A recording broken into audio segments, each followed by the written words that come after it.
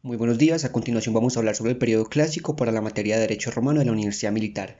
Somos el grupo número 3 que está compuesto por Nicolás Iguazuque, Camilo Pérez, Angélica Arteaga, Sofía Pérez y quien les habla, Jacob Quintero. Comenzaremos hablando sobre la historia de Roma en el periodo clásico, que como veremos está dada por tres fases. En la fase augustea y tras la muerte de Julio César, de Marco Antonio y de Lépido, Octaviano reclama el poder iniciando entonces con una nueva forma de gobierno, el Principado, siendo Octaviano el primer príncipe de Roma.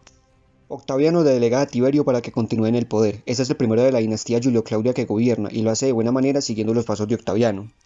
En esta dinastía también resalta Nerón, que ordenó incendiar Roma solo por ambición de poder. Este último suceso hace que Roma ya no soporte esta dinastía, por lo que los militares toman el poder y comienza la primera anarquía, que solo dura 2 años.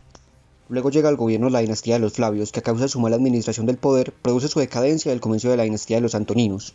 En este punto podemos hablar de una fase de transición, donde se da el gobierno de Nerva, Traiano y posteriormente el de Adriano. En la fase adrianea podemos ver cómo el origen de Adriano no era romano, y sin embargo esto no impide que en su gobierno él altere totalmente el rumbo de la república, haciendo grandes cambios en la estructura estatal, del derecho vigente y demás. Siguiendo con la dinastía de los Antoninos, Cómodo con su mal gobierno hace que se produzca una segunda anarquía militar, que solo dura un año y su final marca el comienzo de la dinastía de los Severos. Los príncipes de esta dinastía no eran romanos, por lo que sus intereses eran distintos a los patrios romanos. Esto hizo que la desromanidad y desvalorización de la República Romana aumentara enormemente, como se puede comprobar con el gobierno de Caracalla, que en el 212 emite la Constitutio Antoniniana, famosa por conceder la ciudadanía a todos los que se encuentran en el territorio romano, convirtiéndose en ciudadano todo aquel que pagara impuestos. En la fase de crisis podemos ver que los jefes militares de las provincias empiezan a anhelar el cargo de príncipe, por lo que comienzan a haber luchas entre estos jefes por el poder, produciéndose la tercera anarquía militar que dura 49 años, en los que 22 personas pasan por el poder. Se destaca Valeriano al realizar la primera división de hecho del imperio, gobernando él el imperio de Oriente y aliándose con su hijo Galieno para que éste gobernara el de Occidente. También resalta Lucio Domicio Aureliano al lograr lo que se conoce como los 5 años de la Restauración, pues logra dar estabilidad económica, política y social, además de construir el muro aureliano para garantizar la seguridad de Roma. Tras su muerte vienen 9 años de gobernantes que no dejan huella hasta que Diocleciano toma el poder en el 284 como primer emperador y comienza con él el periodo posclásico. Estructura estatal. Esta se divide en dos, en elementos constitutivos del Estado y elementos constitutivos del gobierno. Y en un marco muy general podría ir desde el año 27 a.C. hasta el año 284 después de Cristo. Empezamos por elementos constitutivos del Estado. Esta se divide a su vez en tres, en población, territorio y gobierno. La población fue la ciudadanía romana, fue la naturalización a la civitatis donatio, cuya concesión pasó de forma total al monopolio de los príncipes. El territorio hace referencia que no se concentró en provincias romanas. Octaviano, en lugar de esto, las dividió la ciudad romana en 14 regiones y 264 vicis. El gobierno hace referencia a que se mantuvo la república, pero en el periodo clásico el régimen de la democracia romana se volvió de tipo autoritaria y se centralizó en el príncipe en una forma de democracia autoritaria. Y en los elementos constitutivos del gobierno vemos que la forma de gobierno es el principado, o sea, el principatus. Los órganos constitutivos eran las asambleas populares, el senado, la magistratura, las promagistraturas y la jurisprudencia. Lo nuevo de esta época fue el príncipe, y adicional a eso los funcionarios eran elegidos por el propio príncipe. El príncipe y su cancillería principesca. ¿A qué hace referencia esto? Que él mandaba sobre todo el imperio y todas las fuerzas militares. Adicional a eso tenía multiplicidad de funciones y la cancillería del príncipe se dividía en tres, en un fiduciario, como en altos cargos, en empleados y en amigos del príncipe. El derecho en el periodo clásico. El ordenamiento jurídico de la República Universal Romana entre los siglos I y III después de Cristo es el producto de los ordenamientos jurídicos de épocas pasadas. En esta se puede ver una gran diversidad de todo el legado jurisprudencial de los siglos pasados. Las características principales de este derecho fue la unificación de los sistemas normativos preclásicos en el ius vetus, la formación del ius novum como un conjunto jurídico que complementaba y eventualmente corregía el ius vetus. Y por último tenemos la identificación progresiva del ordenamiento normativo con el estatal. El período clásico se caracterizó por tener tres fases. La fase augustea, que en esta fase todos los príncipes trataron de mantener una política tradicional influyente en la jurisprudencia. Los gobernantes facilitaban la reanudación de la legislación comicial y valorizaron la actividad normativa del Senado. Como segunda fase tenemos la Adrianea, que en esta fase se acotaron las fuentes del derecho, incluidos el ius vetus, mientras los príncipes asumieron la dirección de la evolución jurídica, y en esta época se caracteriza por marcar el fin de las últimas libertades republicanas.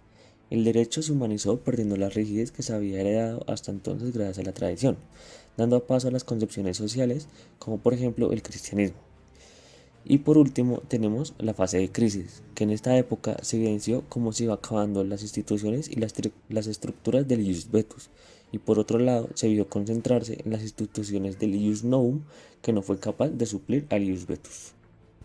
Las intervenciones del ius obliquum en la cognitio de las lides privadas. Se resume la ley orgánica que Augusto hizo votar en el año 17 a.C., denominada la Lex Julia Iudiciorum Privatorum. Fue reformada por dos motivos. Primero, porque quitó la vigencia al proceso de comprobación por legis actioni, y segundo, porque reorganizó el proceso de comprobación per formulae. La abolición casi total del proceso de comprobación per legis actionis. La anterior lex mencionada hizo obligatorio recurrir a la comprobación por fórmulas petitorias, que era preferido mayormente en todos los casos, pero cabe destacar que en algunos procedimientos las legis actionis se seguían usando, como la actio damni o la centum viralia iudicia. La reorganización del proceso de comprobación per fórmulas se basó en la iudicia legítima e iudicia continentia imperio. Las intervenciones del ius público en los institutos privados. En materia de los sujetos de las relaciones jurídicas, la Lex Julia Collegis fue para limitar la creación de las asociaciones privas collegia o sodalitatis. En materia de manumisiones, las leyes augusteas y senatus consultum evitaban que los esclavos consiguieran la libertad por la facilidad que les daban sus propietarios, entonces fijaron límites severos para la adquisición de las civitas romanas, como la Lex Aelia Sentia de Manumisionibus o la Lex Vicelia de Libertinis, entre otras. En materia de matrimonio, Lex Julia de Marinditis Ortibus, Lex Julia de Adiritis y la Lex Papia Poppaea Nuptilis operaron un reordenamiento profundo del matrimonio para combatir la disminución de las uniones conyugales y matrimonios. Las nuptiae y la obligación de contraer matrimonio respecto a los hombres y las mujeres. En cuanto a los nacimientos, la existencia de hijos y el número influyó además para obtener un cargo público, entre otros beneficios. Para evitar la no aplicación de estas medidas, se expidieron bastantes senatus consultum entre los años 34 después de Cristo hasta el año 79 después de Cristo. En materia de sucesión mortis causa, la Lex Julia Velae testamentaria y el Senatus Consultum Neronium Delegatis, entre otros. En materia de relaciones absolutas, se recuerdan algunas providencias limitativas de los derechos propietarios inmobiliarios, la Lex Julia de modo aedificiorum urbis y la Lex Julia sumptuaria, entre otras. En materia de las relaciones relativas, Senatus Consultum Macedonium, el ius honorarium. Ante la importancia del ius civile y del ius publicum desde el siglo I después de Cristo, se dio una decadencia en este ius.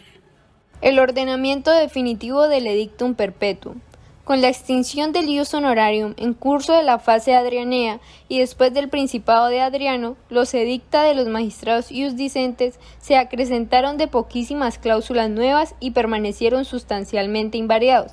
Sí existieron variaciones, estas se dieron en el sentido de una simplificación o racionalización de los textos, de las cuales vienen a ser eliminadas cláusulas ya superadas. El ius novum. La concepción del ius novum se perfiló y afirmó en Roma, con la extinción de la vitalidad de los sistemas del ius vetus. Sus présimas fueron, por lo tanto, puestas en el curso de la fase augustea, mientras solo en la sucesiva fase adrianea del período clásico se maduraron las condiciones para su triunfo. La cognitio extraordinem del Senado y de los magistrados. Entre las señales de la edad augustea y adrianea del ius novum clásico se indica sobre todo la cognitio extraordinem ejercida en los primeros tiempos por el senatus y por algunos magistrados. En el campo de la justicia criminal se desarrolló desde el inicio con mucho vigor, principalmente porque el procedimiento de las cuestiones perpetue, constituyendo del ordo publicorum, organizado por la Lex Lulia, había desembocado rígidamente en penas fijas establecidas por la ley. En el campo de la justicia privada, que el proceso ya no tuviera las dos fases que se venían desarrollando desde el periodo arcaico, lo que se buscaba instaurar era un procedimiento más expedito y celere, pero sobre todo con más autoridad. La cognitio extraordinem de los príncipes en las lides privadas se desarrolló en el pasaje de la fase augustea a la fase adrianea del periodo clásico de la República Universal Romana, paralelamente al proceso de organización unitaria de la cognitio extraordinem en materia criminal.